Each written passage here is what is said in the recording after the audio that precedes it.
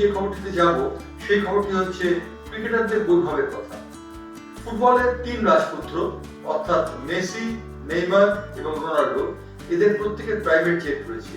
কিন্তু জানেন কি, ভারত ক্রিকেটারদের মধ্যে অন্ততপক্ষে 5 জনের প্রাইভেট জেট রয়েছে।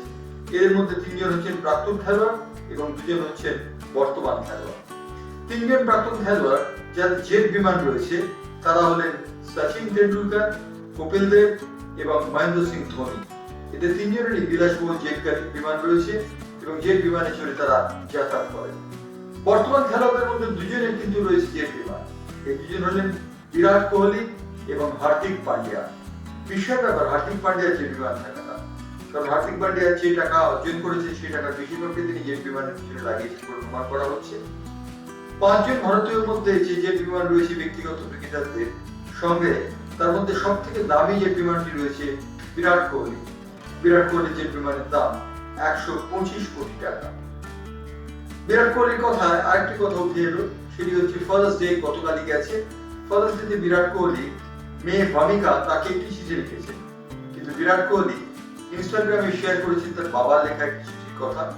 তার বাবা তাকে চিঠিতে লিখেছিলেন যে তুমি মানুষের মতো মানুষ হও, কিন্তু সোজা পথে চলো এবং কারোর সঙ্গে কোনো বিবাদে জড়িও না, নিজের লক্ষ্যে অবিচল থাকো। সেই কথাটি বিরাট কোহলি স্মরণ করেছেন পিতৃ দিবসে। বিরাট কোহলির এই স্মরণ করার সঙ্গে সঙ্গে অনুষ্কা শর্মা ভামিকা যে চিঠিটা লিখেছে বিরাট কোহলিকে, সেই চিঠিটি উল্লেখ করেছেন। বিরাট কোহলিকে ভামিকা লিখেছেন, তুমি তোমার মতো হও, অর্থাৎ তুমি আর কারোর মতো হও না, আমি তোমার মতো তোমাকে দেখতে চাই। অর্থাৎ ভামিকা, ছোট্ট ভামিকা বিরাট কোহলির ভূমিকাতে দেখতে চান। টেস্ট ক্রিকেট থেকে তিনি অবসর নিয়েছেন, টেস্ট ক্রিকেট থেকে অবসর নিলেও তাকে খেলার মাঠে দেখতে চান ভামিকা। বিরাট কোহলি এবং রোহিত শর্মা টেস্ট ক্রিকেট থেকে অবসর নিয়েছেন, তারা টি-20 ক্রিকেট থেকে অবসর নিয়েছে। টি-20 ক্রিকেটে ভারতের অধিনায়ক হচ্ছেন না শুভমন গিল নন, টি-20 ক্রিকেটে ভারতের অধিনায়ক হচ্ছেন সূর্যকুমার যাদব। এটা প্রায় স্থির হয়ে গেছে। টেস্ট দল এবং টি-20 দলে এবং টি-50 দলে, অর্থাৎ যেটা 50 ওভারে সীমিত ক্রিকেট, তাতে দেখা যাবে আলাদা আলাদা অধিনায়ক। এখন পর্যন্ত যা ঠিক আছে তাতে রোহিত শর্মা অধিনায়কত্ব করবেন 50 ওভারে সীমিত ওভারের ক্রিকেটে, টি-20 ক্রিকেটে অধিনায়কত্ব করবেন সূর্যকুমার যাদব এবং টেস্ট ক্রিকেটে শুভমন গিল। এই প্রথাটি ধরে রাখছে। তবে রোহিত শর্মা এবং বিরাট কোহলি 2027 সালের বিশ্বকাপ ফাইনাল খেলার অনিশ্চিত।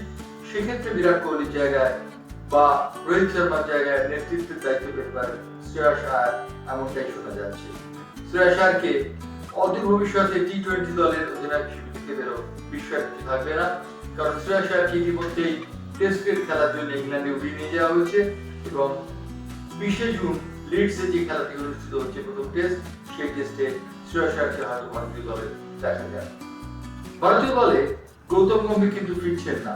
গৌতম গম্ভীর মায়ের অসুস্থতার জন্য চলে এসেছিলেন দিল্লিতে এবং মায়ের এখনো পর্যন্ত সঠিক চিকিৎসা পদ্ধতি সাধনা দেওয়ার জন্য গৌতম গম্ভীর ফিরে যাচ্ছেন না। ভিভিএস লক্ষ্মণ, রাহুল দ্রাবিড়ের একদা শীর্ষ ভিভিএস লক্ষ্মণ ভারতীয় দলের দায়িত্ব নিচ্ছেন। ভিভিএস লক্ষ্মণ ইতিমধ্যে ইংল্যান্ডে পৌঁছে গেছেন এবং ভারতীয় দলের নেট পর্যবেক্ষণ করেছেন। মোহনবাগান কেরল ব্লাস্টার্সের একজন খেলোয়াড়কে নেবার ব্যাপারে এগিয়েছে। হায়দ্রাবাদ দলের এই খেলোয়াড়টি ইতিমধ্যে সুনামের সঙ্গে খেলেন, সুতরাং আব্দুল নামের এই খেলোয়াড়টিকে মোহনবাগান সুপার জায়ান্টস আগামী মৌসুমে তার জার্সি গায়ে খেলাতে পারে, সে কথা জানা যাচ্ছে। এই ছিল আজকে স্পোর্টস স্কোপ। আজকে শেষ করছি, আবার ফিরবো স্পোর্টস স্কোপ নিয়ে মঙ্গলবার।